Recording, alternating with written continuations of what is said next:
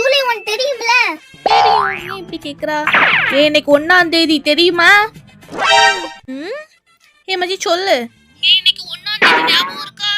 என்ன எல்லாரும் காமெடி பண்ணிட்டு இருக்கீங்களா? எல்லாரும் ஜூலை 1 ஜூலை 1 ஜூலை 1 சொல்லிட்டே இருக்கீங்க. அப்படி என்னடி இருக்கு ஜூலை 1ல? ஐயோ ஆமா 1ஆம் தேதி இல்ல மச்சி, மறந்துட்டேன் மச்சி. நான் அப்புறம் கூப்பிடுறேன்.